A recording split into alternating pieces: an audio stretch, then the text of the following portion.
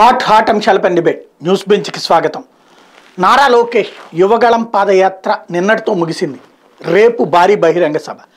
అయితే ముందైతే తెలుగుదేశం పార్టీ యువగళం కార్యక్రమం ఇది. దీంట్లో పవన్ కళ్యాణ్ హాజరు కారు. తర్వాత ఉమ్మడి మేనిఫెస్టో రిలీజ్ చేయబోతాం, అప్పుడు ఒక భారీ బహిరంగ సభ ఏర్పాటు చేయబోతున్నామంటూ అచ్చెన్నాయుడు గారు ముందు ప్రకటించారు. ఆ తర్వాత చంద్రబాబు గారు పవన్ కళ్యాణ్ గారు ఇంటి దగ్గరికి వెళ్ళారు, కలిశారు. 2.5 గంటల పాటు చర్చలు జరిగినాయి. ఆ తర్వాత పవన్ కళ్యాణ్ గారు కూడా హాజరు కాబోతున్నారంటూ తెలుగుదేశం పార్టీ హోర్డింగ్స్ అవన్నీ పెట్టింది. ఇద్దరు అటెండ్ అవుతున్నారు. ఏం జరిగింది అసలు? ఈ మార్పుల వెనకాల ఉన్నటువంటి మర్మం ఏంటి?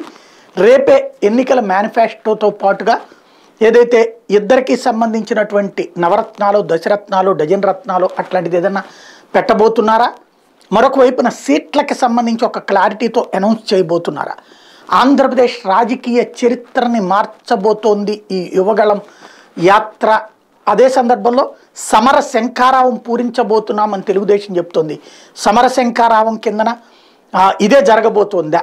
ఈ అంశానికి సంబంధించినటువంటి చర్చలో పాల్గొనేందుకు ప్రస్తుతం మనతో ఉన్నారు హనుమంతరెడ్డి గారు, వైఎస్ఆర్ కాంగ్రెస్ పార్టీ సీనియర్ నాయకులు, అలాగే పూడి తిరుపతిరావు గారు, భారతీయ జనతా పార్టీ అధికార ప్రతినిధి, చెవులు కృష్ణాంజనేయులు గారు, రాజకీయ విశ్లేషకులు, మాకురెడ్డి పురుషోత్తం రెడ్డి గారు, రాజకీయ విశ్లేషకులు మనతో పాటు లైవ్లో జాయిన్ అవుతున్నారు. కృష్ణాంజనేయులు గారు, మొన్న మనమే డిబేట్లో మాట్లాడుకున్నాం, ఏదో అన్ని పార్టీలు పిలుస్తున్నారన్నారు. ఇప్పుడు టీడీపీ జనసేన మీటింగ్కే కన్ఫర్మా, లేకపోతే ఇంకేమైనా మార్పు చేర్పులు ఉన్నాయా? ఎందుకు ఆ ముందు వద్దనుకున్న తర్వాత మళ్ళీ కలుపుకోవడం జరిగింది?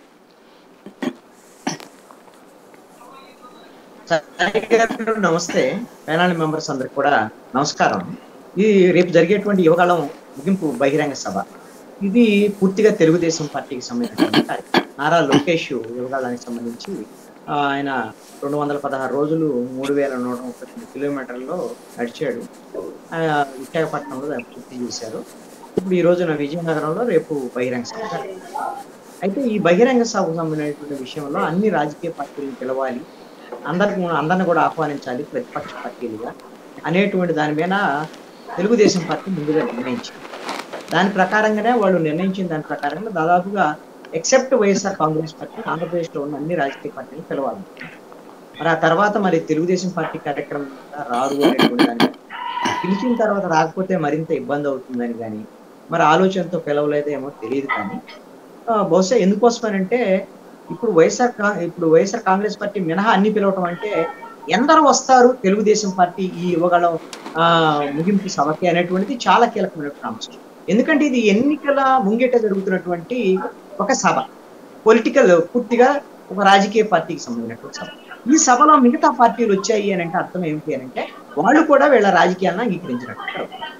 దీంట్లో అందులో వైసీపీ కాకుండా ఉండేటువంటి వాళ్ళని చూద్దాం. వరకు కాంగ్రెస్ పార్టీ రావటం లేదు, తెలుగుదేశం పార్టీకి దగ్గరగా లేదు. చంద్రబాబు నాయుడు అరెస్టు సమయంలో కూడా వాళ్ళు దూరంగా ఉన్నారు. కనీసమైనటువంటి వాళ్ళు నిరసనలో కానీ మిగతా ఖండించేటువంటి విషయాల్లో కూడా అంత సీరియస్ గా తెలుగుదేశం పార్టీ వ్యవహారాల్లో దగ్గరగా. అదేవిధంగా బీజేపీకి సంబంధించినటువంటి విషయాలు వాళ్ళు పొత్తు విషయంలో నానుస్తున్నటువంటి పరిస్థితి ఉంది. దాంట్లో ఏమీ తేల్చేటువంటి పరిస్థితి లేదు. ఇప్పుడు ఉన్నటువంటి పరిస్థితిలో చంద్రబాబు నాయుడుతో పాటు ఈ సభలో పాల్గొంటే, నారా లోకేష్ సభలో పాల్గొంటే మీకు ఫిక్స్ అయిపోయింది. ఆల్రెడీ బీజేపీ వాళ్ళు తెలుగుదేశంతో పొత్తులో కూడా వెళ్ళిపోతున్నారు, జనసేనతో ఆల్రెడీ ఉన్నారు కదా అని అందరూ అనేటువంటి అవకాశం ఉంది. కాబట్టి బీజేపీ వాళ్ళు ఒక రకంగా వచ్చేదానికి అవకాశం లేదు, వాళ్ళని పిలిచిన. ఇక సిపిఎం ఎలాగో మీరు బీజేపీతో వెళ్తారో లేదో చెప్పడం లేదు కాబట్టి జనసేన బీజేపీతో ఉన్న జనసేనతో ఆల్రెడీ పొత్తులో ఉన్నారు కాబట్టి క్లారిటీ ఇవ్వట్లేదు. కాబట్టి మేము మీతో వచ్చే అవకాశం లేదని సిపిఎం వాళ్ళు దూరంగా ఉండిపెట్టినటువంటి పరిస్థితి. ఇక సిపిఐ అయితే మాత్రం పిలిస్తే రెడీగా ఉన్నారు వెళ్ళటానికి. ఇప్పుడు ఉన్నటువంటి ప్రధానమైనటువంటి పార్టీలు ఇవి. ఈ పరిస్థితుల్లో జనసేన తప్ప ఎవ్వరూ దీనికి వచ్చేదానికి సుముఖంగా లేనటువంటి పరిస్థితి. జనసేనకు సంబంధించినటువంటి విషయంలో కూడా జనసేన పవన్ కళ్యాణ్, చంద్రబాబు నాయుడు, లోకేష్ ఈ ముగ్గురుగా ఈ సభలో పాల్గొనాలనేటువంటి ఉద్దేశంతోనే ఈ సభని ఎన్నికల సభగా మార్చాలి, ఎన్నికల సమరశంఖం పూరించాలి అనే ఉద్దేశంతోనే ఈ నెల 17వ తేదీన నాగార్జున యూనివర్సిటీ ఎదురుగా అమరావతి సంబంధించినటువంటి 400 రోజులకు సంబంధించినటువంటి జగన్మోహన్ రెడ్డి అసెంబ్లీలో ప్రకటన నేపథ్యంలో ఒక సభ పెట్టాలంటే దాన్ని కూడా వాయిదా వేశారు. ఆ సభలో కూడా ఇదే ముగ్గురు పాల్గొనాలి, మిగతా పార్టీలు అందరూ రావాలి అని అనుకున్నారు. కాబట్టి ఇది మరి వెంటనే 4 రోజులు 3 రోజులు 4 రోజుల్లో ఈ మరి విశాఖపట్నం సభ అంటే రెండిట్లో ఇబ్బంది అవుతుంది కదా, అదే మొక్కలు అవే వ్యవహారం కాబట్టి. అందుకని అమరావతిది ఇప్పుడు ఉన్నటువంటి దాంట్లో పెద్ద ఇంపార్టెంట్ సబ్జెక్ట్ కాదు, ఎన్నికలు సమీపిస్తున్నటువంటి వేళ ఇంకొక రోజు కూడా పెట్టుకోవచ్చు అని దాన్ని వాయిదా వేయించారు. అది ఎప్పుడు పెడతారు ఏంటి అనేది రేపు జనవరిలోనే ఎప్పుడు పెడతారు దాన్ని. ఇప్పుడు ఇది పూర్తిగా తెలుగుదేశం సభ అయితే పవన్ కళ్యాణ్ అసలు ఈ సభకు హాజరవ్వద్దాం అని పిలిచిన నేపథ్యంలో మొదట హాజరవుతారు అనేటువంటి దాని మీద వాళ్ళు కూడా అంగీకరించినటువంటి నేపథ్యంలోనే పవన్ కళ్యాణ్ హాజరవుతున్నారు అనేటువంటి విషయాన్ని ప్రకటించారు తెలుగుదేశం పార్టీ వాళ్ళు. ఆ తర్వాత పవన్ కళ్యాణ్కి ఆయన కోటరీలో ఉండేటువంటి వాళ్ళు కానీ ఆయన చుట్టూ ఉండేటువంటి సలహాదారులు కానీ ముఖ్యులు కానీ చెప్పినటువంటి అంశం ఏమిటంటే, ఇప్పుడు పొత్తు అనేటువంటి ప్రకటన జరిగింది కానీ తెలుగుదేశం పార్టీతో ఇప్పటి వరకు సీట్లు ఎన్ని, దానికి సంబంధించినటువంటి వ్యవహారం ఏంటి, ఇవన్నీ తేలలేదు. ఇవన్నీ తేలకుండా ఇప్పటికే చంద్రబాబు నాయుడిని జైలుకి వెళ్ళి కలవటము, ఏకపక్షంగా పొత్తు ప్రకటన చేయటము, 2-3 సార్లు సమావేశం కావటం, ఈ ఎన్ని సీట్లు వస్తాయి ఏంటి అనే దాని మీద ఉత్కంఠ ఇంకా జనసేనలో జన సైనికుల్లో ఉంది. ఒకవైపునే వైఎస్ఆర్ కాంగ్రెస్ పార్టీ ఏమో దాడి చేస్తుంది. ఆల్రెడీ అయిపోయింది, ఆయన బానిసత్వం చేస్తున్నాడు, వాళ్ళకి అప్పచెప్పేస్తున్నాడు పార్టీని, ఆయన పల్లకి ఇవన్నీ కూడా రొటీన్ గా వైఎస్ఆర్ కాంగ్రెస్ పార్టీ చేశారు. మరి ఈ పరిస్థితుల్లో వెళ్ళి సభలో రేపొద్దున ఎన్నికలకు సంబంధించినటువంటి సభ ఇది, ఎన్నికల ముందు జరిగే సభ కాబట్టి ఈ సభలో మేమిద్దరం వెళ్తున్నారని ఆల్రెడీ ప్రకటించారు. ఇద్దరం పొత్తులో ఉన్నాం, మేము వెళ్తున్నాము, మేము వైఎస్ఆర్ కాంగ్రెస్ పార్టీకి వ్యతిరేకంగా అని ఒక స్పష్టమైనటువంటి ప్రకటన చేసిన తర్వాత రేపొద్దున సీట్లలో ఏదైనా తేడా వస్తుంది, మాట్లాడుకోవాల్సి ఉంటుంది, పోట్లాడుకోవాల్సి ఉంటుంది అంతర్గతంగా. ఎక్కడికి వెళ్తాడు పవన్ కళ్యాణ్? ఇంకా ఒకసారి పబ్లిక్ గా బహిరంగ సభలో కమిట్ అయిన తర్వాత ఎక్కడికి వెళ్ళగలడు? ఇలాంటి మనము మొత్తం లాక్ అయిపోతే ఇబ్బంది అవుతోంది అనేటువంటి విషయాన్ని పవన్ కళ్యాణ్కి తన సన్నిహితులు చెప్పినటువంటి నేపథ్యంలో చంద్రబాబు నాయుడు దీనికి ఆయన సుముఖత వ్యక్తం చేయలేదు. నేను రాలేను, యువగళం పాదయాత్రకు నాకు వేరు షెడ్యూల్స్ ఉన్నాయి, ఆల్రెడీ ఎన్నికలకు సంబంధించినటువంటి ఆల్రెడీ షెడ్యూల్ కూడా వస్తుంది కాబట్టి ఫిబ్రవరిలోనే నేను వేరే ప్రోగ్రామ్స్ ఉంటే రాలేనని చెప్పారు. ఆ నేపథ్యంలోనే పవన్ కళ్యాణ్ కూడా ఈ సభకు రాకపోతే ఇంపాక్ట్ అనేటువంటిది ఉండదు అనేటువంటి ఒక ఆందోళనతో ఈ రోజున మొన్న ఆదివారం రోజున అకస్మాత్తుగా చంద్రబాబు నాయుడు పవన్ కళ్యాణ్ వాళ్ళ ఇంటికి వెళ్ళి ఆహ్వానం. ఇది 2 రకాల ప్రధానమైనటువంటి అంశాలు ఉన్నాయి దీంట్లో. జన సైనికుల్ని సాటిస్ఫై చేయి. ఇప్పటి వరకు ఏంటి, పవన్ కళ్యాణ్ వెంటబడుతున్నాడు చంద్రబాబు నాయుడు వెనకాల పొత్తు కోసం అనేటువంటి దాని మీద వైసీపీ ప్రచారంతో జన సైనికులందరూ వాళ్ళు కొంత షై ఫీల్ అవుతున్నారు. ఇప్పుడు పవన్ కళ్యాణ్ ఇంటికే వెళ్ళి ఈయన మాట్లాడారు, 2.5 గంటలు మాట్లాడారు ఈ నేపథ్యంలో. కాబట్టి మీరు సభకు రండి అనేటువంటి విధంగా నాకు తెలిసి చంద్రబాబు నాయుడు పవన్ కళ్యాణ్ కొంత రిక్వెస్ట్ అనేటువంటి దూరంలోనే చేశారు అన్నట్టు. ఎందుకంటే మనం ఒక సంకేతం ఇవ్వాలి, ఎన్నికలు సమీపిస్తున్నాయి, ఇంతకన్నా మరి మనకు ఒక వేదిక ఉండదు కదా, అది కీలకమైనటువంటి వేదిక. మళ్ళీ తర్వాత మళ్ళీ మనం ఎప్పుడు ఉమ్మడి సభలో ఏంటి అనేది ప్లాన్ చేద్దాము. ఇది ఉత్తరాంధ్రలో కీలకమైనటువంటి విశాఖపట్నంలో, అది రాజధాని అనేటువంటి అంశం, 3 రాజధానుల అంశం జగన్మోహన్ రెడ్డి ఒక వైపును తీసుకెళ్తున్నారు. ఈ నేపథ్యంలో ఇప్పుడు మనం కలిసిగిన ఒక ఉమ్మడి ప్రకటన చేయకపోతే, కలిసిగిన ఒక వేదిక మీద కనపడకపోతే మన మధ్య విభేదాలు ఉన్నాయి అనేటువంటి అంశం కూడా ఎక్కువగా వెళ్ళేటువంటి అవకాశం ఉంటుంది అనేటువంటి దాని మీద ఒక రకమైనటువంటి రిక్వెస్ట్ చేసి ఉన్నారు చంద్రబాబు నాయుడు అని నేను అనుకుంటున్నాను. ఆ నేపథ్యంలోనే మరి పవన్ కళ్యాణ్ అంగీకరించాడా? అసలు రేపు సభకి పవన్ కళ్యాణ్ వస్తాడు అని నాకున్నటువంటి సమాచారం మేరకు ఖచ్చితంగా ఒక ప్రకటన జనసేన వైపు నుంచి అయితే ఇప్పటి వరకు లేదు. నేను జనసేనకు సంబంధించినటువంటి వాళ్ళ ముఖ్య నాయకులతో కూడా నేను ఈ డిబేట్ ముందు మాట్లాడాను.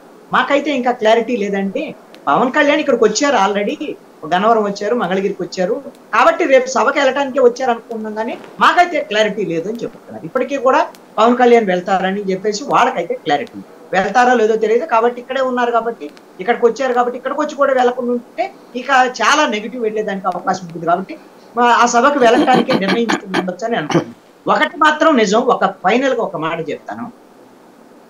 చంద్రబాబు నాయుడు అరెస్టుకు ముందు ఈ ప్రభుత్వం మీద, వైఎస్ఆర్ కాంగ్రెస్ పార్టీ ప్రభుత్వం మీద ముప్పేట దాడి జరిగినటువంటి నేపథ్యంలో వైఎస్ఆర్ కాంగ్రెస్ పార్టీ డిఫెన్స్ లో ఉన్నటువంటి పరిస్థితుల నుంచి చంద్రబాబు నాయుడు అరెస్ట్ తర్వాత ప్రతిపక్షాలన్నీ కూడా డైలమాలో పడ్డటువంటి పరిస్థితుల్లో ఇప్పటి వరకు కూడా ప్రజల్లో ప్రతిపక్షాలకు సంబంధించి మేము ఉన్నాం రాజకీయంగా ఈ ప్రభుత్వాన్ని గద్దె దించుతాం అనేటువంటి ఒక పొలికేక అనేటువంటిది ఇప్పటి వరకు చంద్రబాబు అంటే ఒక 3 నెలలు వెనక పట్టుబట్టింది ప్రతిపక్షాలకు సంబంధించినటువంటి ఈ విధమైనటువంటి ఒక ఆ స్పిరిట్ తప్పింది, అదే విధంగా ఆ ఊపు కూడా లేదు అనేటువంటిది స్పష్టంగా కనపడుతోంది.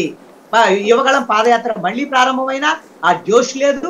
రేపు ముగింపు సభ కూడా జోష్ వస్తుందా రాదనేటువంటి ఒక డైలమాలో తెలుగుదేశం పార్టీ ఉంది. అదే విధంగా వారాహి విజయాత్ర మరి కృష్ణా జిల్లాలో ఆగిపోయింది.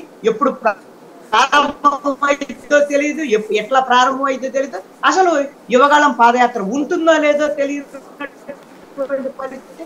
చంద్రబాబు నాయుడు మొన్న రైతులనైతే పరామర్శించడానికి వెళ్ళాడు, ఒక ప్రెస్ మీట్ పెట్టాడు. రేపు పొద్దున ఆయన మా పాత తరహాలో రోడ్ షోకి వస్తారా రాదా అనేటువంటి ఇంకా తేలనటువంటి అంశం. ప్రతిపక్షాలు ఎన్నికలకి సన్నద్ధంగా ఉన్నాయనేటువంటి ఒక సంకేతం ఇప్పటి వరకు రాలేదు.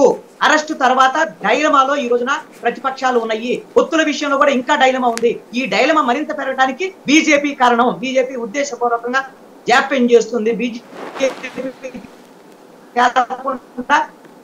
తెలుగుదేశం జనసేన సీట్లకు సంబంధించినటువంటి తక్కువైనటువంటి ఇంత డైలమా ఉంటే, ఇంకొక వైపున జగన్మోహన్ రెడ్డి ఏమో వాళ్ళ అభ్యర్థులను మార్చడం, అభ్యర్థుల అసంతృప్తుల మీద సంబంధించినటువంటి విషయాల్లో వాళ్ళ మీద మీటింగులు పెట్టడం, దీని మీద సంక్రాంతికాల లిస్టు ప్రకటించేదానికి ఆయన సర్వసన్నద్ధం అవడం, ఇది ప్రతిపక్షాలకు కొంత మరింత మూలిగే నక్క మీద తాటికాయ పడ్డట్టుగా ఉన్నటువంటి పరిస్థితుల్లో నాకు ఒక చిన్న అనుమానం.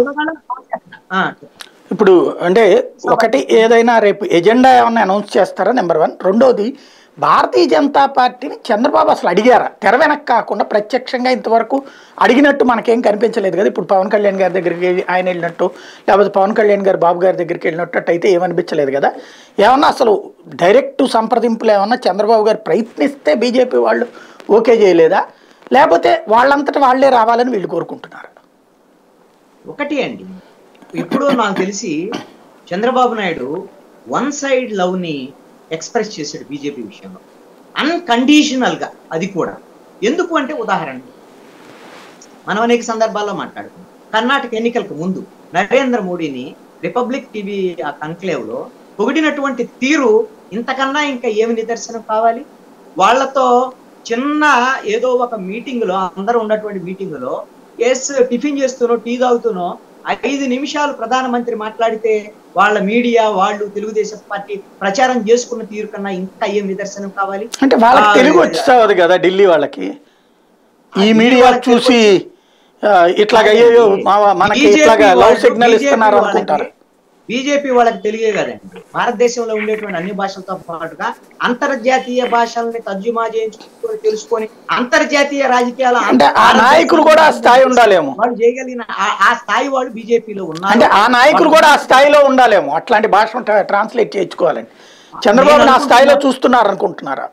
నేను అనుకుంటున్నాను చంద్రబాబు నాయుడు ఆల్రెడీ ఆ విధమైనటువంటి సంకేతము పవన్ కళ్యాణ్ ద్వారాగా బీజేపీకి ఇప్పటికే పంపించి ఉన్నారని, బీజేపీ కూడా ఆ విధమైనటువంటి సానుకూలమైనటువంటి సంకేతం ఇప్పటికే తెలుగుదేశం పార్టీకి కూడా పంపించి ఉంది అని చెప్పేసి నేను అనుకుంటున్నాను. రేపు సభలో జరిగేటువంటి ప్రకటన లేదని ఉంటే, పవన్ కళ్యాణ్ కింద పాల్గొంటే ఖచ్చితంగా తండ్రి కొడుకులు ఎలాగ ఉంటారో చంద్రబాబు నాయుడు లోకేష్ అనేటువంటి వాళ్ళు తెలుగుదేశం పార్టీ, మధ్యలో పవన్ కళ్యాణ్ వస్తున్నాడు.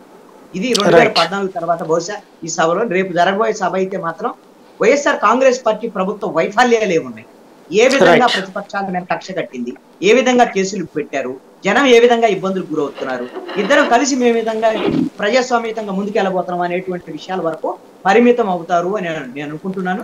సీట్లు వ్యవహారం, వీటికి సంబంధించినటువంటి వ్యవహారం కానీ, లేదా బీజేపీకి సంబంధించినటువంటి వ్యవహార ప్రస్తావన కానీ వీళ్ళిద్దరు ఎవరు చేస్తారని చెప్పేసి నేను అనుకుంటున్నా. టార్గెట్ వైఎస్ఆర్ కాంగ్రెస్ పార్టీ, ఆ ప్రభుత్వమైన విమర్శలు, అదేవిధంగా ముందు ఉన్న రేపు ఏ విధమైనటువంటి ప్రభుత్వం అందిస్తారు అనేటువంటిది. అంతేగాని మేనిఫెస్టో వ్యవహారాలను అయితే నేను ప్రకటిస్తారని నేను అనుకోవటం లేదు.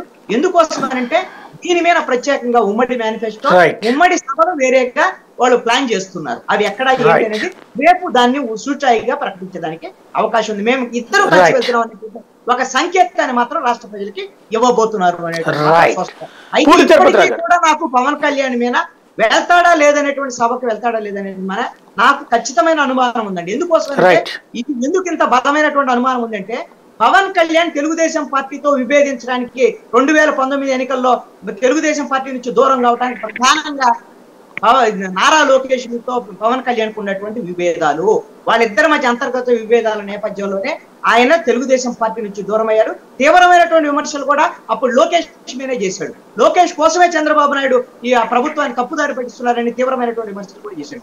ఇప్పుడు పవన్ కళ్యాణ్ వెళ్ళి లోకేష్ కి రేపొద్దున పొగట్టము, లోకేష్ చేసినటువంటి యువగాళ్ళని పొగట్టం అనేటువంటి దాన్ని నాకు తెలిసి అయితే పవన్ కళ్యాణ్ అభిమానులు, పవన్ కళ్యాణ్ ఉండేటువంటి ఆయన సలహాదారులు ఎవరు కూడా అంగీకరించట్లేదు. పవన్ కళ్యాణ్ కూడా సుతరామరాన్ని ఇష్టం లేకుండా ఒకవేళ వెళ్తారేమోనని నేను అనుకుంటున్నాను. రైట్. పూడి తిరుపతిరావు గారు, ఏంటి మీకు అసలు ఇట్లాగ ప్రేమిస్తున్నా కూడా నచ్చట్లేదు అంటే మీరంతా అదేదో అంటారు కదా, బ్రహ్మచారులు అయిపోవడం వల్ల వస్తున్న సమస్య?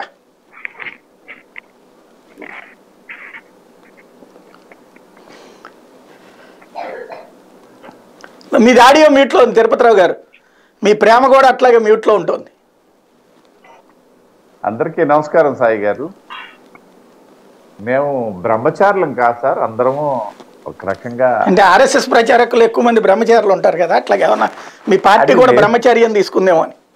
మా పార్టీలో లేరు కదా వాళ్ళు కూడా, వాళ్ళు బిహైండ్ ద స్క్రీనే ఉంటారు, మమ్మల్ని నడిపిస్తారు తప్పిస్తే మా ముందుకి రాదు, మా వెనక కనబడరు కదా.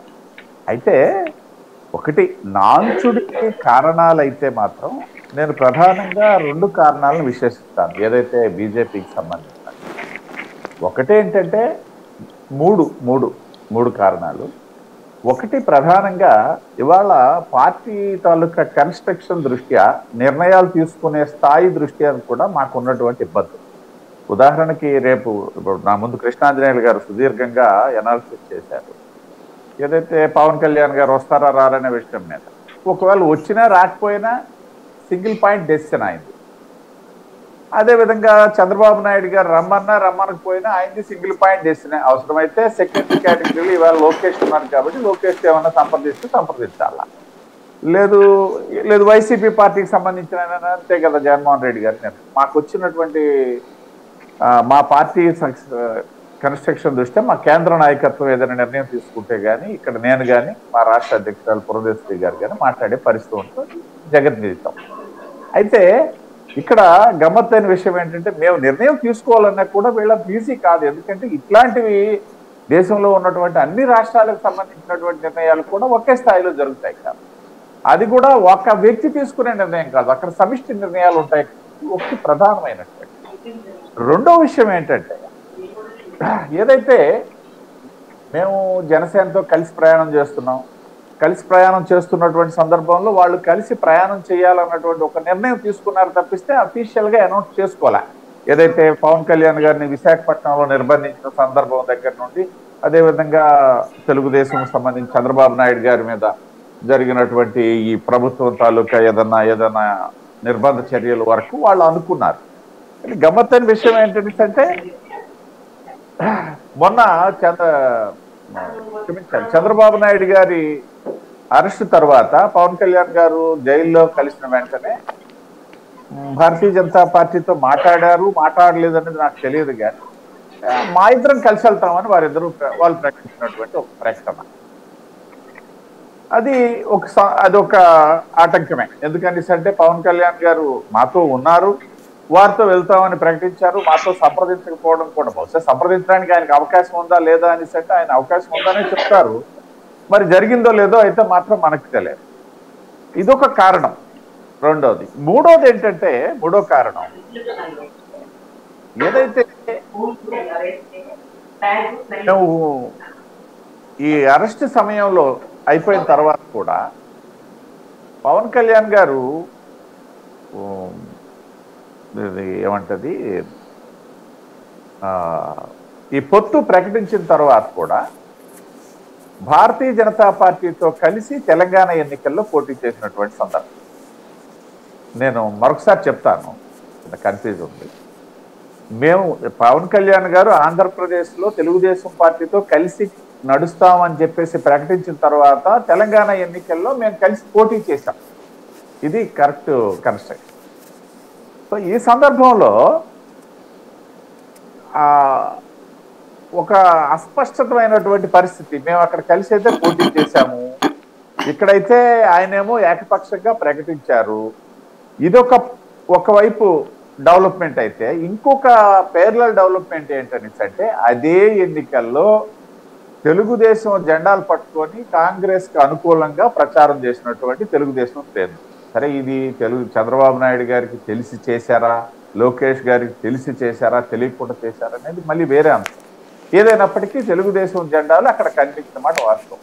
కొద్ది గొప్ప మా పవన్ కళ్యాణ్ గారి క్యాండిడేట్స్ పోటీ చేసిన దగ్గర కనిపించిన మాట కూడా వాస్తవమే. అది చాలా తక్కువ సంఖ్యలోనే కనిపించాయి. కూకట్పల్లి దగ్గర కొంతవరకు కనిపించాయి.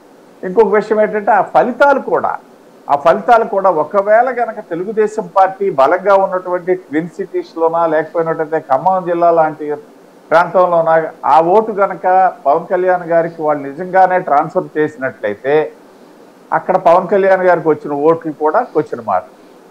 రెండోది ఏంటనేసి అంటే ట్విన్ సిటీల్లో గెలిచింది ఎవరు అనేసి అంటే మళ్ళీ టీఆర్ఎస్ గెలిచింది తప్పిస్తే ఇటు కాంగ్రెస్ కూడా గెలలేదనేసి అంటే అక్కడ మళ్ళీ తెలుగుదేశం తాలూకా ప్రభావం శూన్యమా? ఇవన్నీ ప్రశ్నలు. కాబట్టి ఇదొక అంశం అన్నమాట. అక్కడ ఏదైతే అంటే ఇవాళ చాలా వీడియోలు కూడా వస్తున్నటువంటి సందర్భంలో నేను దాన్ని కోట్ చేస్తున్నాను.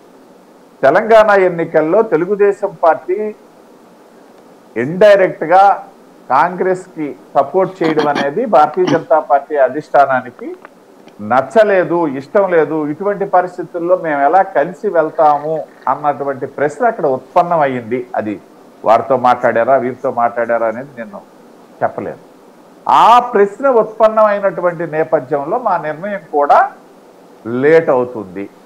ఇంకా ఇంకొక కారణం కూడా నేను చెప్తాను సాయి గారు. గత 2 పర్యాయాలు, అంతకుముందు సంగతి నాకు తెలియదు కానీ 99 తర్వాత ఎన్నికల్లో మేము కలిసి ప్రయాణం చేసినప్పుడు కానీ మళ్ళా 2014లో మేము కలిసినప్పుడు కానీ, అరే 2004లో విడిచిపెట్టేద్దాం, అది పెద్ద కన్సిడర్ చేయడానికి లేదు. వాళ్ళు పోయారు, మేము పోయాం. ఈ 2 సందర్భాల్లో కూడా తెలుగుదేశం నాంచుడు ధోరణితో చివరి నిమిషం వరకు నాంచి 15, 20, 18, 15, 13 అక్కడికి 3 క్యాండిడేట్లు పెట్టేసి 10 మంది మేము పెట్టిన దగ్గర మళ్ళీ పోటీ చేసుకొని ఇవన్నీ చేసినటువంటి సందర్భాలు కూడా ఉన్నాయి. తెలుగుదేశం కూడా కావాలని నాంచింది ఆ రోజు. ఏదైతే ఆ నంబర్ గేమ్లో వాళ్ళు విన్నర్స్ అవడానికి అంటే వాళ్ళు ఎక్కువ సీట్లు తీసుకొని నాకు తక్కువ సీట్లు రావడానికి అన్నట్టు. ఇది గత అనుభవాల దృష్ట్యా చూసుకున్నా సరే తెలుగుదేశం కూడా ఈవెన్ నేను చెప్పేది మాతో ఒకవేళ సయోధ్య కుదుర్చుకొని కలిసి పనిచేయడం అనే దాని గురిండే నేను చెప్పట్లే. దాకా ప్రస్తావించారు కృష్ణాంజనేయులు గారు. ఏదైతే ఆ 2 పార్టీలు ఏదైతే మా మిత్రపక్షమైనటువంటి జనసేనకి తెలుగుదేశంకి మధ్య ఉన్నటువంటి చిక్కుముడిలో ఒక 2 ప్రస్తావించారు. ఒకటి సీట్ల విషయంలో అయితేనేమి, 2 అజెండా విషయంలో అయితే. సో ఈ విషయంలోనూ కూడా అదే పార్టీతో మళ్ళీ తెలుగుదేశం పార్టీ అటువంటి స్థితే కొనసాగిస్తుంది తప్పిస్తే తేల్చే పరిస్థితి ఉండదు. కాబట్టి అక్కడ కూడా రేపు పవన్ కళ్యాణ్ గారు రావచ్చు రాకపోవచ్చు అంటున్నారు. What ever it maybe. ఇప్పుడే విశాఖపట్నంలో ఇవాళ మాకు పురదేశ్వరి గారి పర్యటన ఉంటే మా జిల్లా నుండి కొంచెం ముఖ్యమైనటువంటి వ్యక్తులు, ఒక సర్పంచ్ ఒక 2, ఎంపీటీసీలో ఒక 2, ఒక ప్రముఖ వైద్యుడు ఆంకాలజిస్ట్ డాక్టర్ వెంకటరమణ గారని వీళ్ళు పార్టీలో చేరినటువంటి సందర్భంగా వాటిని తీసుకొని మేము పురదేశ్వరి గారి దగ్గరికి వెళ్ళి ఇప్పుడే వచ్చారు. మార్గ మధ్యంలోనే ఆ సభాస్థలి ఉంది, రేపు జరగబోయే సభాస్థలి విజయోత్సవాలు చూసాం.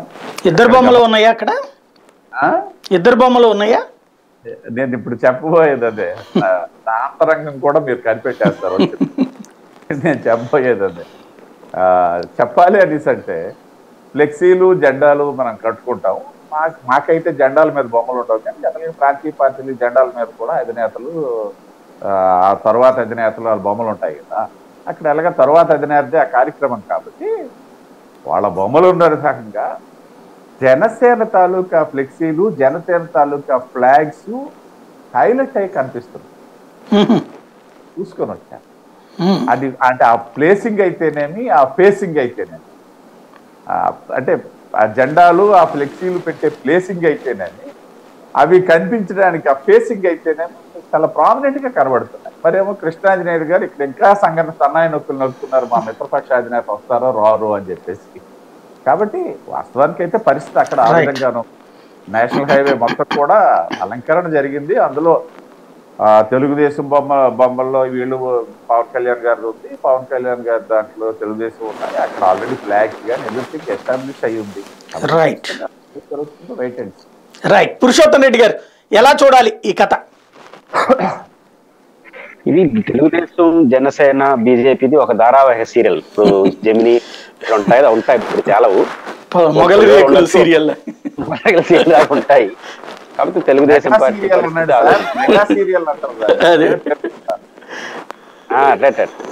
సమస్య ఏంటంటే కొత్త మార్పు ఏంటంటే ఇప్పుడు బీజేపీలో ఇంతకుముందు వస్తూనే లేదు, మేము తెలుగుదేశానికి వైసీపీకి సమాన దూరం అయినప్పటి నుంచి ఇప్పుడు తేల్చలేదు, నసాగిస్తా మాట్లాడుతున్నారంటే కొంచెం ఏదో జరుగుతున్నట్టుంది. పాయింట్ ఏంటంటే రెండు అంశాలు. ఒకటి, లోకేష్ గారి పాదయాత్ర, చిరుతెన్నులు, రేపు జరగబోయే పరిణామాలు కంటిన్యూషన్ గా ఉంటాయి. లోకేష్ గారి పాదయాత్ర రాజమండ్రి సెంట్రల్ జైల్లో చంద్రబాబు గారు అరెస్ట్ అయ్యే నాటికి ఒక రకమైన గ్లామర్ ఉంది. ఆ తర్వాత పాదయాత్ర యొక్క గ్లామర్ కోల్పోయింది. పాదయాత్ర ఎంత సక్సెస్ అయింది, ఎంత ఫెయిల్ అయింది అని పక్కన పెడితే రాజమండ్రి వరకు లోకేష్ గారు ఒక సెంటర్ ఐకానిక్ పర్సనాలిటీగానే తిరిగాడు. సరే, ఎంతవరకు సక్సెస్ అయ్యింది వేరే విషయం. కానీ రాజమండ్రిలో ఎప్పుడైతే అరెస్ట్ అయ్యారో చంద్రబాబు నాయుడు గారు, దాదాపు 40 రోజుల పాటు 50 రోజుల పాటు పాదయాత్ర బ్రేక్, అసందర్భమైన బ్రేక్, సందర్భం ఉండదు. ఒక 2 రోజులు 3 రోజులు తండ్రి అరెస్ట్ అయితే అర్థం ఉంది, కానీ అది కంటిన్యూగా చేయకపోవడం అనేది ఆ పాదయాత్రకు ఉన్న గ్లామరు, ఆ పాదయాత్రకు ఉన్న స్వభావం కోల్పోయింది. రేపు జరగబోయే సభ అద్భుత విజయం కూడా సాధించారు. సభ రేపు జరగబోయే తెలుగుదేశానికి బలానికి ప్రత్యేకే తప్ప పాదయాత్ర ద్వారా వచ్చిన ఎమోషనల్కి ప్రత్యేకగా అది ఉండదు. ఇప్పుడు 2 కారణాలు చెప్పచ్చు. ఒకటి, బ్రేక్ వచ్చింది. ఇతర పార్టీల నాయకులందరినీ పిలుస్తున్నారు అంటే, ఎన్నికల శంకరావంగా మారుస్తున్నారు అంటే అర్థం ఆ పాదయాత్రకున్న జనరల్ గ్లామర్ పోయినట్టే కదా. నిజానికి ఒక పాదయాత్ర ప్రారంభం నుంచి ఎండ్ పాయింట్కి వచ్చే నాటికి ఐకానిక్ పర్సనాలిటీగా ఎంత ఎదిగితే అంత ఎదుగుతాడు. వారు చుట్టూ రాజశేఖర్ రెడ్డిదైనా, చంద్రబాబుదైనా, జగన్మోహన్ రెడ్డిదైనా, షర్మిలా గారిదైనా ఎవరిదంటే ఈయన దాన్ని రాజమండ్రి సెంట్రల్ తో పోగొట్టుకున్నాడు. బేసిక్ గా ప్రారంభం నుంచి కూడా వ్యూహాత్మక లోపాలు ఆ పాదయాత్రలో ఉన్నాయి. That is different issue.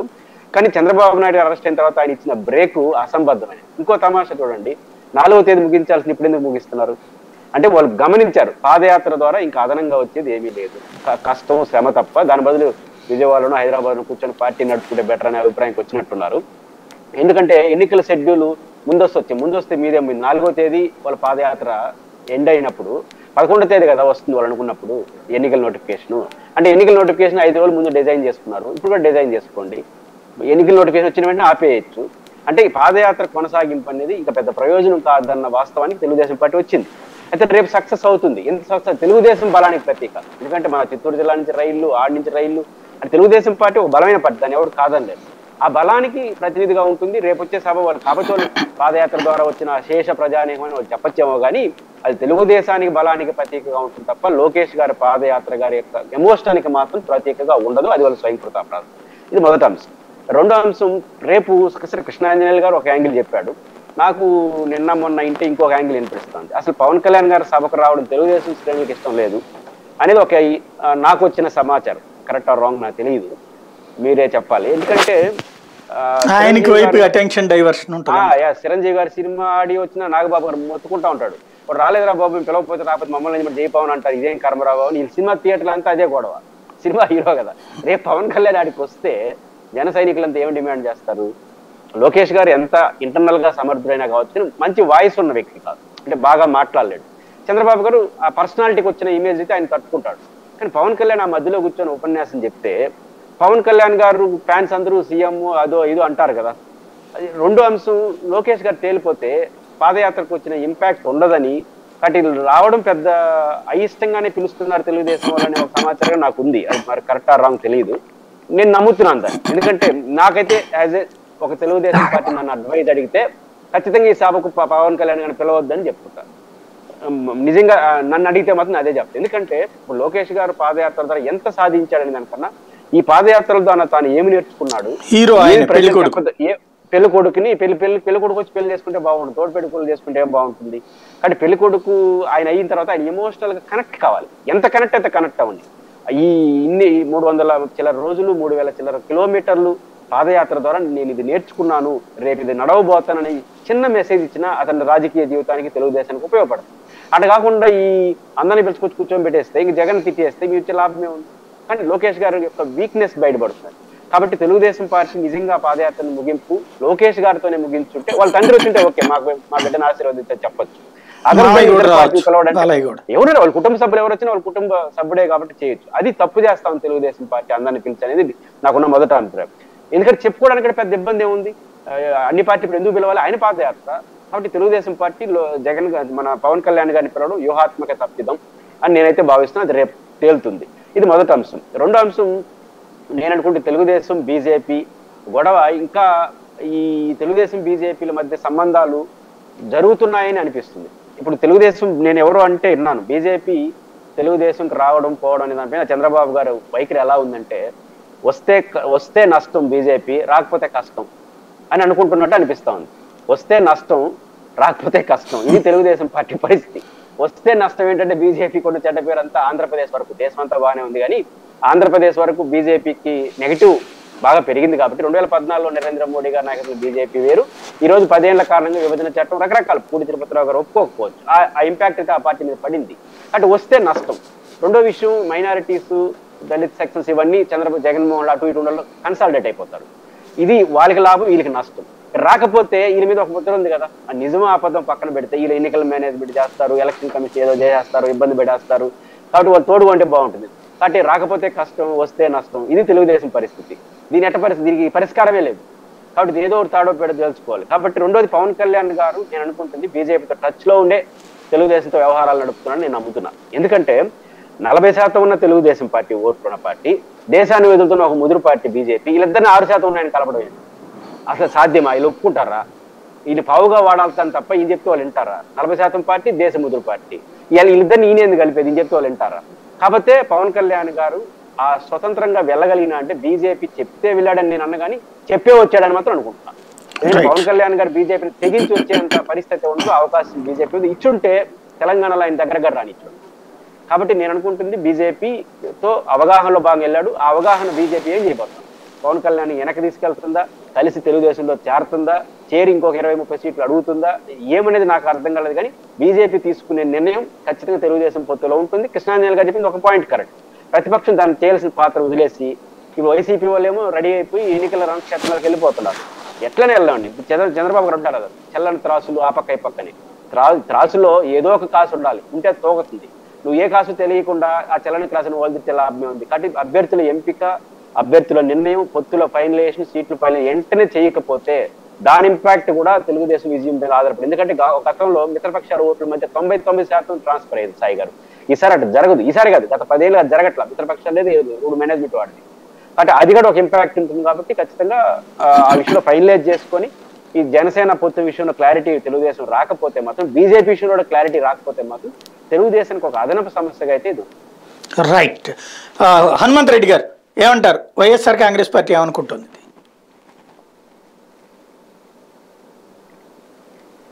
మీది ఆడియో బిట్. రైట్ చెప్పండి, బాగానే ఉంది, చెప్పండి.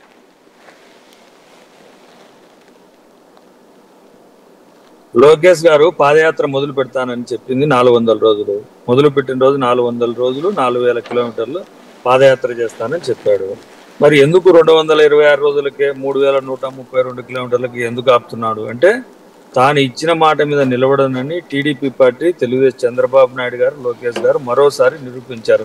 రాష్ట్రంలోని ప్రజలకు ఏం చెప్పారు ఆ రోజునే, పాదయాత్ర ద్వారా ప్రజల సమస్యలు తెలుసుకొని దాన్ని అడ్రస్ చేస్తానన్నాడు తప్ప ఏ రోజైనా సరే పాదయాత్రలో ఈ రాష్ట్ర ముఖ్యమంత్రి జగన్మోహన్ రెడ్డి గారిని పట్టుకొని సైకోను లేకుంటే ఇంకా తిట్టడం తప్ప, ఎర్రబుక్కులో పేర్లు రాసుకున్నానని అక్కడుండే అధికారులను, అక్కడుండే వైఎస్ఆర్ కాంగ్రెస్ పార్టీ నేతల్ని తిట్టేది తప్ప ప్రజల నుంచి నాకు వినతులు వచ్చాయి, ఈ విధమైన సమస్యలు ఉన్నాయని ఏ రోజైనా ఏ సభలైనా అడ్రస్ చేశాడా? చేయలే. అంటే పాదయాత్ర ద్వారా తాను ముఖ్యమంత్రి అభ్యర్థి అని చెప్పుకోవాలనుకుంటే, ముఖ్యమంత్రి అభ్యర్థి కాదు కదా, నువ్వు ఎమ్మెల్యే అభ్యర్థి కూడా కాదని ప్రజలు తిరస్కరించారని ఏదైతే లోకేష్ గారికి, టీడీపీ పార్టీకి తెలిసింది. కాబట్టి ఈరోజు మిగతా పార్టీలు పవన్ కళ్యాణ్ లేకుంటే ఇంకొకరినో తెచ్చుకోవాలని అరువు తెచ్చుకునే పార్టీగా టీడీపీ పార్టీ ఏర్పడింది.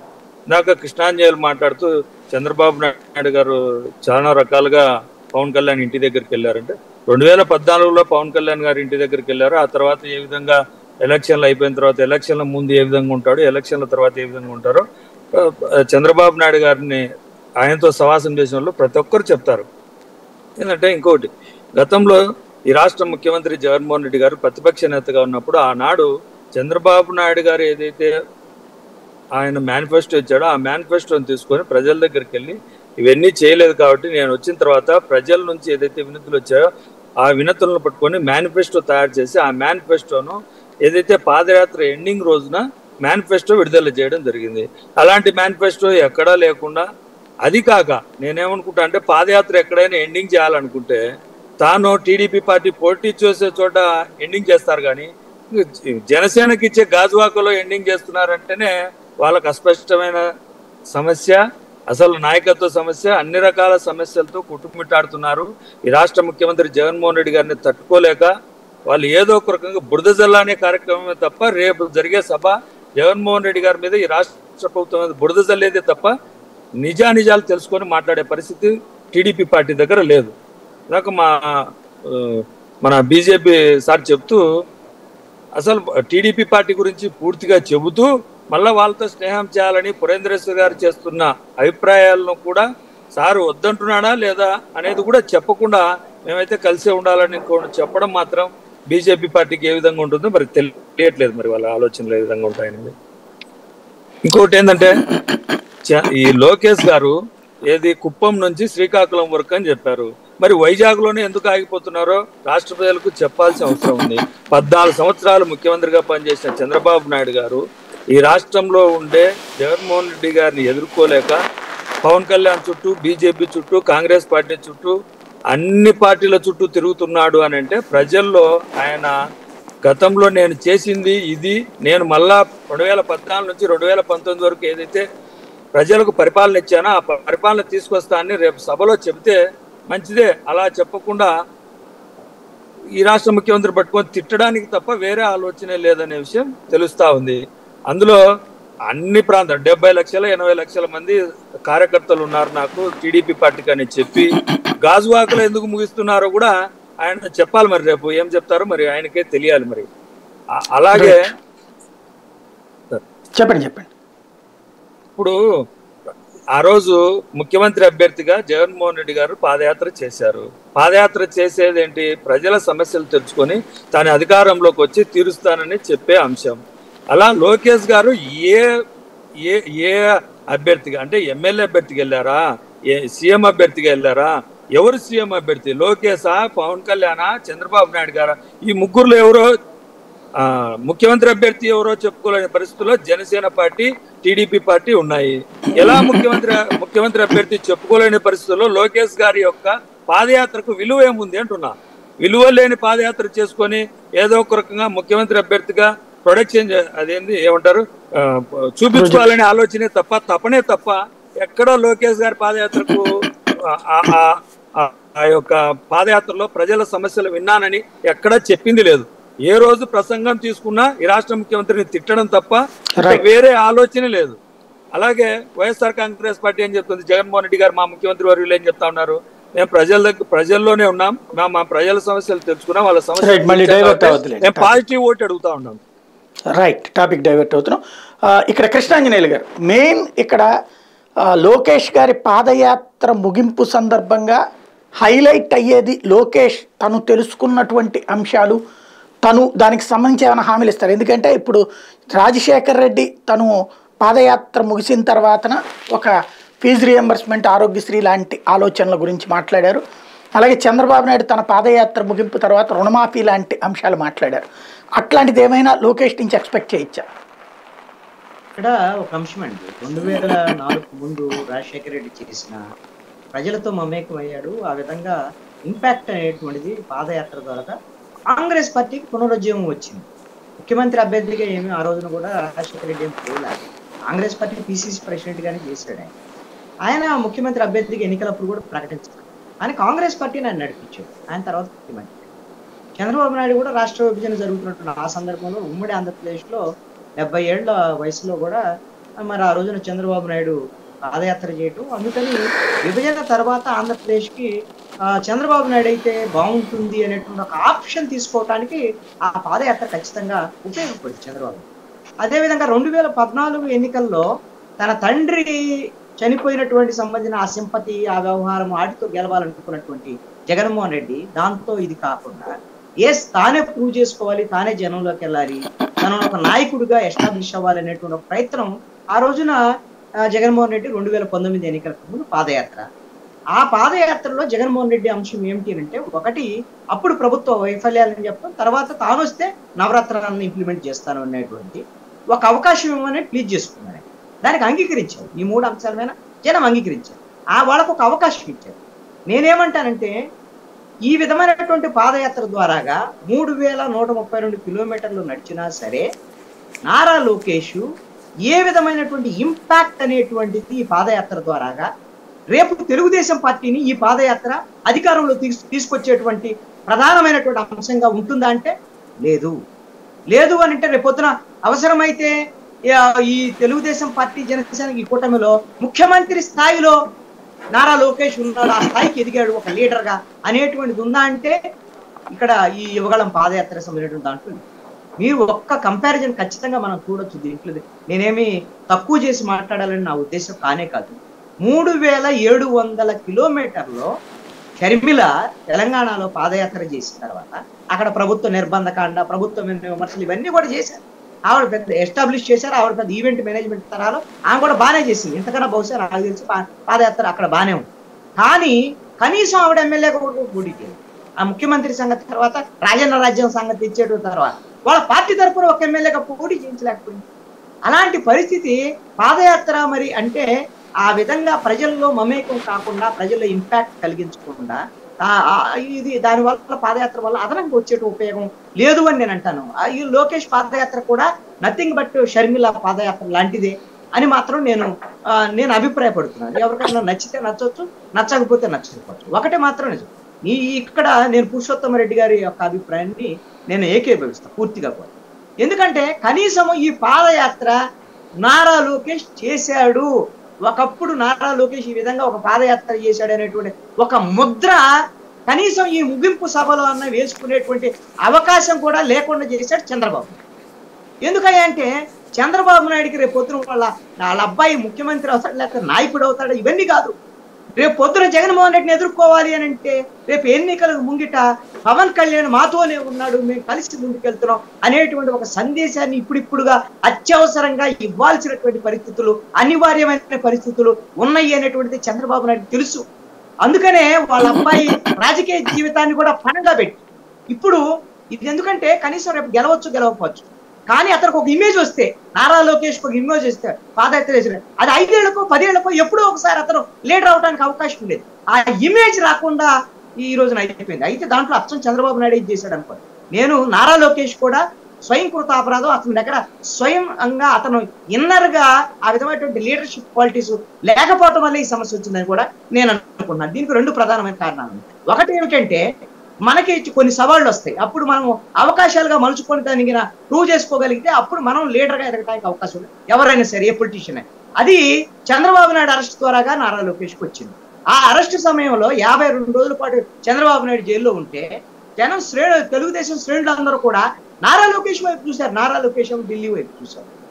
ఈ పరిస్థితుల్లో ఉన్నటువంటి అవకాశాన్ని కోల్పోయాడు. రెండవ అంశం ఏమిటంటే ప్రధానమైనటువంటి అంశం, ఈ పాదయాత్రలో ఆయన ఒక లీడర్ గా ప్రూవ్ చేసుకోవడానికి అవసరమైనటువంటి రేపు మా పాలన ఎలా ఉండబోతుంది, నేను ప్రజల్లో మమేకమై ఈ అంశాలను తెలుసుకున్నాను, నేను ఈ విధమైనటువంటి అంశాన్ని రేపు పొద్దున మా తెలుగుదేశం ప్రభుత్వంలో నేను ఇంప్లిమెంట్ చేయబోతున్నాను, మీకు లీడర్ గా రేపు పొద్దున నేను మీ ముందు నడవబోతున్నాను అనేటువంటి ఒక భరోసా ఇవ్వలేకపోయారు. ఏమి ఇచ్చారు అంటే నారా లోకేష్ ఎర్ర పుస్తకం చూపించాడు, నేను బెదిరించాడు వాళ్ళని, మేము అధికారంలోకి రాబోతున్నాం, వాడిని కడ్డేస్తారు, వీడి మీద కేసులు పెడతారు, వీడి మీద ప్రతీకారం తీసుకున్నా, మా నాన్న అరెస్ట్ చేసిన నేను వదిలిపెట్టను, ఇవన్నీ హైలైట్ అయిపోయింది.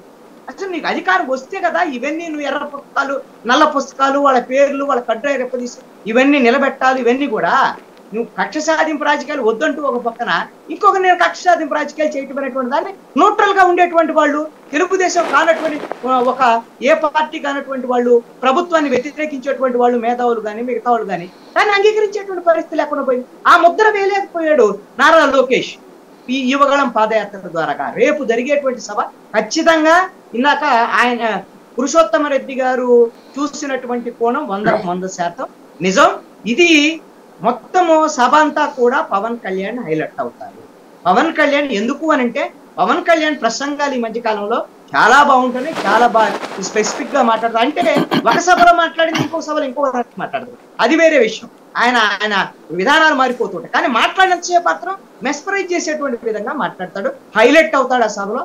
ప్రధానంగా అక్కడ తేలిపోయేటువంటి క్యారెక్టర్ ఏదన్నా ఉంది అని అంటే నారా లోకేష్ క్యారెక్టర్ తేలిపోయేదానికి అవకాశం ఉంది.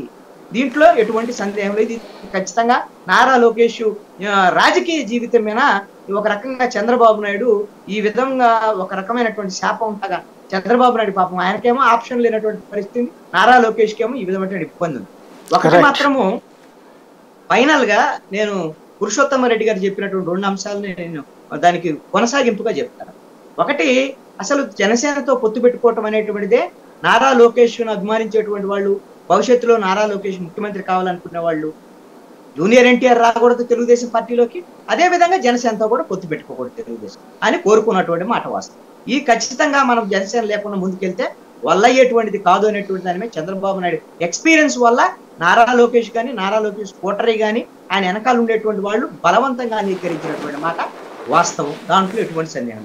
రెండో అంశం ఏంటంటే పవన్ కళ్యాణ్ తెలుగుదేశం పార్టీతో పొత్తు పెట్టుకోవటం, పొత్తు ప్రకటన అనేటువంటిది మాత్రం నేను గతంలో కూడా మీ డిబేట్ లో చెప్పాను సాయి గారు, తల తోక నాడించదు కానీ తోక మాత్రం తల నాడించదు. బీజేపీ పార్టీ ఇచ్చినటువంటి రోడ్ మ్యాప్ ప్రకారంగానే పవన్ కళ్యాణ్ రాజమండ్రి ఆ రోడ్ లో వెళ్ళి రాజమండ్రిలో సెంట్రల్ జైలుకి వెళ్ళి చంద్రబాబు నాయుడు పరామర్శించి పొత్తు ప్రకటన బీజేపీ ఆదేశాల మేరకే చేశాడు. బీజేపీ డైరెక్షన్ మేరకే. ఖచ్చితంగా అది తెలుగుదేశం పార్టీని అనివార్యంగా వీళ్ళ పొత్తులోకి వచ్చేటువంటి విధంగా లొంగ తీసుకునేటువంటి ప్రయత్నం తప్ప ఇంకొకటి కాదు. అలాగని రేపు పొద్దున తెలుగుదేశం పార్టీని గెలిపించి చంద్రబాబు నాయుడు ముఖ్యమంత్రిని చేయాలని బీజేపీ వాళ్ళు అనుకుంటారని మాత్రం నేను మాత్రం భావించడం లేదు. వాళ్ళ లక్ష్యం మాత్రం ఇప్పటికీ కూడా వాళ్ళ రాష్ట్ర మిత్రుడైనటువంటి వైఎస్ఆర్ కాంగ్రెస్ పార్టీ జగన్మోహన్ రెడ్డిని మళ్ళీ ముఖ్యమంత్రిని చేయటమే 2024 ఎజెండా కూడా. అందుకే తెలుగుదేశం పార్టీతో పొత్తు పెట్టుకొని సీట్ల విషయంలో ఎక్కువ తీసుకొని జనసేన విషయంలో కూడా ఎక్కువ వచ్చేటువంటి డిమాండ్ చేసి ఆ విధమైనటువంటి ప్రాంప్టింగ్ బ్యాక్గ్రౌండ్ వర్క్ అంతా కూడా బీజేపీ చేసి తెలుగుదేశం పార్టీని డిఫెన్స్ లో పెట్టి రేపు పొద్దున ఈ కూటమి ఓడిపోయిన తర్వాత తెలుగుదేశం పార్టీని మింగేసేటువంటి ప్రయత్నాల్లో బీజేపీ పక్కా ప్రణాళికలు రూపొందిస్తున్నది. మాత్రం నిజం. ఇది తెలిసిన చంద్రబాబు నాయుడు వాళ్ళతో పొత్తుకి అంగీకరించాల్సినటువంటి అనివార్యమైన రోజున చంద్రబాబు నాయుడు. రైట్. ఏమండి, ఇక్కడ భారతీయ జనతా పార్టీ తరఫున తిరుపతిరావు గారు, ఇంత కుట్రలు మీరు చేస్తా ఎవరికి తెలియకుండా నడుస్తున్నారు. మంచి ఒక నాటకాన్ని రచించి దాన్ని చక్కగా దర్శకత్వం వహించి ఆయన అన్ని స్క్రీన్ ప్లే చేశారు. కథా స్క్రీన్ ప్లే డైరెక్టర్ అన్ని కూడా కృష్ణాంజనేయులు గారు. సబ్ టైటిల్ దాన్ని మీరు బేస్ చేసుకుని అడిగితే నేనేం చెప్తాను. కానీ ఒక్క విషయం ఇక్కడ, భారతీయ జనతా పార్టీ స్వచ్ఛంద సంస్థ కాదు కదా, రాజకీయ పార్టీగానే ఆవిర్భవించింది. ఆయన కూడా అదే చెప్తున్నారు, మీరు రాజకీయం చేస్తున్నారు. అదే చెప్తున్నారు, రాజకీయమే చేస్తుందండి. దాన్ని ఇప్పుడు ఆయన చెప్పినవన్నీ శుద్ధబద్దాలని చెప్పడానికి మా వ్యూహం మాట్లాడుతుంది. ఖచ్చితంగా రాజకీయాల్లో ఎదటోడు బాగుపడాలని చెప్పేసి నేను ఎందుకు కోరుకుంటానండి? నేను బాగుపడాలని నేను కోరుకుంటా, నా పార్టీ బాగుపడాలని నేను కోరుకుంటా. అయితే మాకు ఉన్నటువంటి ఎజెండా ఏంటంటే అల్టిమేట్ గా దేశం బాగుపడాలనే కోరిక మాకు బలమైంది కాబట్టి ఈ పరంపరలో మేము కొనసాగుతాం. సరే, అది ఆయనకే విడిచిపెడతాను. కానీ ఒక్క విషయం ఇక్కడ నేను ఇందాక పురుషోత్తమ రెడ్డి గారు కూడా ప్రస్తావించారు, ఇది విభజన హామీల విషయంలో భారతీయ జనతా పార్టీ ఫెయిల్ అయింది, అందువల్ల ఇక్కడ వాళ్ళని ఏమీ ఆదరించరు అన్నట్టుగా ఆయన చెప్పుకొచ్చారు. ఇది నేను ఒక్కటే ఆయనకి పురుషోత్తమ రెడ్డి గారికి చెప్తున్నా, మీరు ముఖ్యమంత్రి కాదు, నేను ముఖ్యమంత్రి కాదు. ఈ రాష్ట్ర ముఖ్యమంత్రి 4.5 సంవత్సరాల 8 నెలల కాలంలో ఏ రోజైనా కేంద్ర ప్రభుత్వం ఫెయిల్ అయ్యింది ఆ విభజన హామీల విషయంలో కానీ, లేకపోతే ఈ రాష్ట్ర అభివృద్ధి విషయంలో కానీ కేంద్ర ప్రభుత్వం ఆ చిన్నచూపు చూస్తుందని ఒక మాట మాట్లాడున్నట్టయితే ఆ రికార్డ్స్ పట్టుకొని మనం చర్చించుకుందాం, అది వదిలేద్దాం పక్కన. ఎందుకని అంటే ఇంకొకటి దానికి కూడా చెప్తున్నా, విభజన హామీలకి భారతీయ జనతా పార్టీ కారణం కాదు ఫెయిల్యూర్కి. ఏ పార్టీ కారణం అవన్నీ నేను పలు సందర్భాల్లో చెప్పాను. ఇంకోటి తెలంగాణలో కూడా మొన్న ఓడిపోయినటువంటి టీఆర్ఎస్ ఎంతసేపు విభజన హామీలు లేవు, ఒక మెడికల్ కాలేజ్ ఇవ్వలేదు, ఒక ఇంజనీరింగ్ కాలేజ్ ఇవ్వలేదు అనుకుని ఎలక్షన్కి వెళ్ళారు. వాళ్ళు పోయారు, మేము విన్ అయ్యాం ఇన్ దట్ సెన్స్ అధికారంలోకి రావటం కాదు. నేను 15% ఓట్లు సాధించి 8 సీట్లు సాధించి 19 సీట్లలో second place రాగలిగినటువంటి party Bharatiya Janata party. మరి విభజన హామీలు ఫెయిల్ అయినట్టయితే అక్కడ ఫెయిల్ అయినట్టే, ఇక్కడ ఫెయిల్ అయినట్టు. కాబట్టి ఆ వాదనలో కూడా పసేమి ఉందని చెప్పేసి అయితే నేను అనుకోవట్లేదు. వారి దీనికే విడిచిపెట్టారు. రైట్. ఇంకొక విషయం సాయి గారు స్పష్టంగా మాకున్న ఇబ్బంది ఏంటంటే మేము ఏదన్నా విశ్లేషించు పోతే ఇగో మా వైసీపీ వాళ్ళు ఏం చేస్తారంటే అది తీసుకొని వాళ్ళు సోషల్ మీడియాలో ప్రచారం చేస్తారు మమ్మల్ని. ఇది ఒక ఇబ్బంది అనమాట. అంటే కొన్ని వాస్తవాలు మాట్లాడితే వాళ్ళకేమో అవేవో చాలా విందుగా ఉన్నట్టు ఉంటున్నాయి, దానికి మనం ఏం చేయలేం. అయితే ఇక్కడ తెలుగుదేశం పార్టీకి సంబంధించి రేపు అనేది వాళ్ళకు ఒక సున్నితమైనటువంటి రోజు అనొచ్చు, లేకపోతే ఒక కీలకమైనటువంటి రోజు. ఎందుకు అనేసి అంటే ఒకటి పాదయాత్ర. నేను ఒక విషయంలో మాత్రం పురుషోత్తమ్ రెడ్డి గారితో ఏకీభవిస్తాను. ఏదైతే బ్రేక్ లేకపోయినట్టయితే ఆ పాదయాత్ర తాలూకా క్రెడిబిలిటీ చాలా స్థాయిలో ఉండేదనేది నేను ఎప్పుడూ మాట్లాడుతున్నాను. బ్రేక్ వచ్చిన తర్వాత కొంత ఆదరాబాదరాగా పూర్తి చేయాల్సి వచ్చింది. చాలా బాధలు లేవు ఉన్నాయి, అసలు చేయటానికే లోకేష్ గారు కొనసాగించడానికి సంసిద్ధంగా లేడన్నటువంటి ఆలోచనలు కూడా కొన్ని వినబడ్డాయి. అవన్నీ సరే ఆ పార్టీ అంతర్గతం, సరే మొత్తానికి కొనసాగించారు. ఒకటి ఏదనేసి అంటే క్లోజ్ చేయడం కూడా గాజువాకలో క్లోజ్ అయినట్టు కాదు, ఉత్తరాంధ్రలోనే క్లోజ్ అయినట్టు. ఎందుకంటే రేపు మరి మా జిల్లాకి దగ్గరలోనే ఈ సభా జరుగుతుంది. మా జిల్లా నుండి కూడా ఎక్కువ శ్రేణులు తరలి వెళ్లే పరిస్థితి కూడా ఉంది అన్ని రెండు పార్టీల సభ. కాబట్టి అది ఒక అంశం. అయితే రేపైతే మాత్రం వాళ్ళకి ఈ సభ ద్వారా ఖచ్చితంగా ఈ రాష్ట్ర రాజకీయాలకు సంబంధించినటువంటి ఒక కీలకమైనటువంటి ఒకటి రెండు అంశాలైనా ప్రస్తావించకపోతే మళ్ళీ మొదటికి వచ్చినట్టే అవుతుంది తెలుగుదేశం పార్టీ పరిస్థితి. కాబట్టి ఖచ్చితంగా అవన్నీ కూడా వాళ్ళు అడ్రస్ చేయాల్సినటువంటి అవసరమైతే వాళ్ళకు ఉంది. రైట్. ఫైనల్ గా పురుషోత్తమ్ రెడ్డి గారు.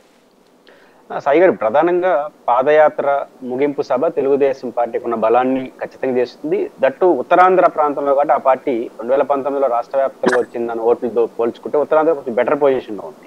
కాబట్టి ఉత్తరాంధ్రలో వాళ్ళకి సహసిద్ధమైన అనుకూల అంశాలు, రాజకీయంగా తెలుగుదేశం పార్టీకి ఉన్నటువంటి కెపాసిటీకి అది ప్రతిబింబం అవుతుంది. అది ఖచ్చితంగా తెలుగుదేశం పార్టీకి ఒక ఉత్సాహాన్ని, లోకేష్ గారి పాదయాత్ర ఎలా ముగింపు అయినా తెలుగుదేశం పార్టీ ఒక బలమైన సిగ్నల్ ఉండి ఉత్తరాంధ్ర రాజధాని చేస్తారని జగన్మోహన్ గారు అంటున్నారు.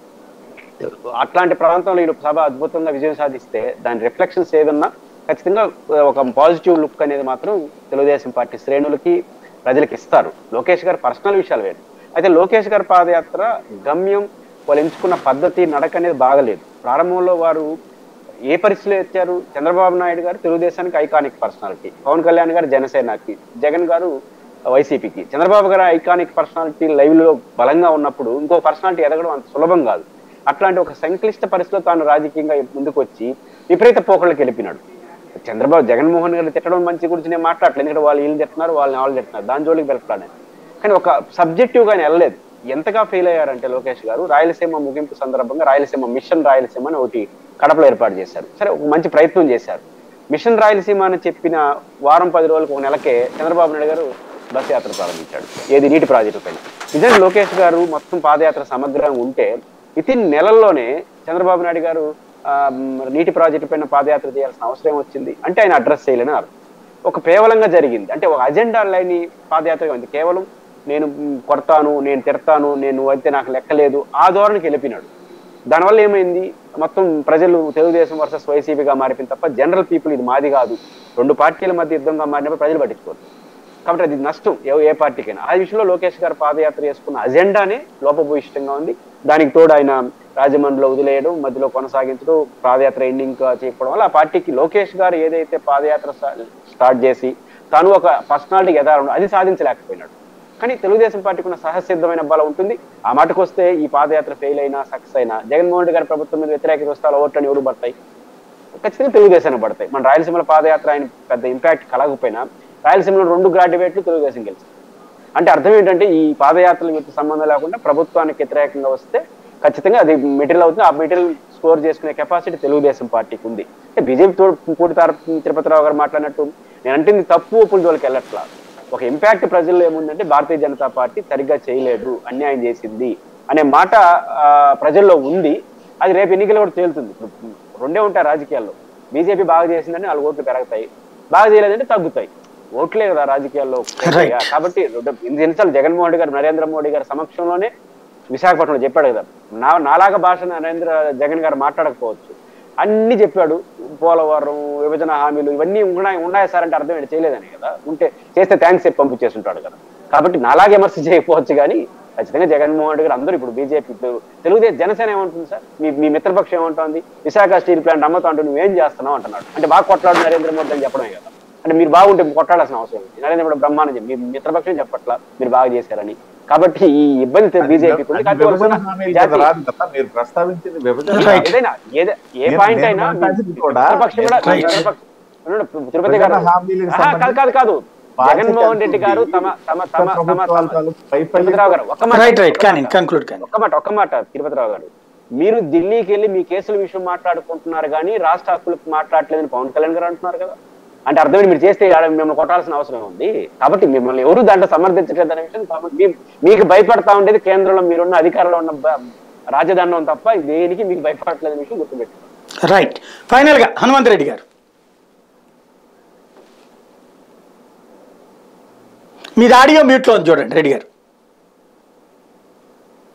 ఈ పాదయాత్రలో అయినా సార్ చంద్రబాబు నాయుడు గారు జైలుకి వెళ్ళిన సందర్భంగా పాపం 148 మందో 153 మందో చనిపోయినారు. వాళ్ళకందరికీ నిజం గెలవాలని ఒక యాత్ర చేసి భువనేశ్వర్ గారి చేతుల మీదుగా కొంతమందికి ఒక 2కో 3కో ఇచ్చి వాళ్ళకి రావాల్సిన ఏదైతే డబ్బులు ఇవ్వలే, చెక్కులు ఇవ్వలే. ఈ పాదయాత్ర ముగింపు సందర్భంగా వాళ్ళ తెలుగుదేశం పార్టీ చనిపోయిన కుటుంబాలకు మేలు చేస్తే లోకేష్ పాదయాత్ర సక్సెస్ అయినట్టు సార్. ఎందుకంటే పాదయాత్ర ఎక్కడ సక్సెస్ కాలే, పాపం నిజం గెలవాలని యాత్ర అయినా సక్సెస్ అయినట్టు అవుతుంది. కృష్ణాంజనేయులు గారు ఇలాంటి తరపు ముక్కను చంద్రబాబు నాయుడు గారు ఏ విధంగా ఉపయోగించుకోవడం లేదో తెలియట్లేదు. కానీ ఇలాంటి తరపు ముక్కను చంద్రబాబు నాయుడు గారు మళ్ళా ముఖ్యమంత్రి గారు ప్రధానమంత్రి అయ్యేటట్టుగా ఉన్నాడు సార్. ఈయన చెప్పే ఎలివేషన్ చూస్తా ఉంటే ఇలాంటి వాళ్ళ ఎలివేషన్స్ తో చంద్రబాబు నాయుడు గారు ప్రధానమంత్రి లేకుంటే ప్రపంచాధినేత అయ్యేటట్టుగా ఉన్నాడు sir. Right. Thank you very much అండి హనుమంత్ రెడ్డి గారు, తిరుపతిరావు గారు, కృష్ణాంజనేయులు గారు, పురుషోత్తమ్ రెడ్డి గారు. ఇది పరిస్థితి. ఓవరాల్గా అయితే లోకేష్ పాదయాత్ర ముగిసింది. పెను ఉత్పాతాన్ని రాజకీయాల్లో సృష్టించబోతున్నాం, రాబోయేటువంటి రోజుల్లో వైఎస్ఆర్ కాంగ్రెస్ పార్టీ ప్రభుత్వాన్ని ఇంటికి పంపించేందుకు శంఖారావం మోగిస్తున్నాం అని చెప్తోంది తెలుగుదేశం పార్టీ. పవన్ కళ్యాణ్ కూడా ఆ శంఖారావంలో పక్కన శంఖం పుచ్చుకుని నిలబడబోతున్నారా లేదా అన్నది చూడాల్సి ఉంది.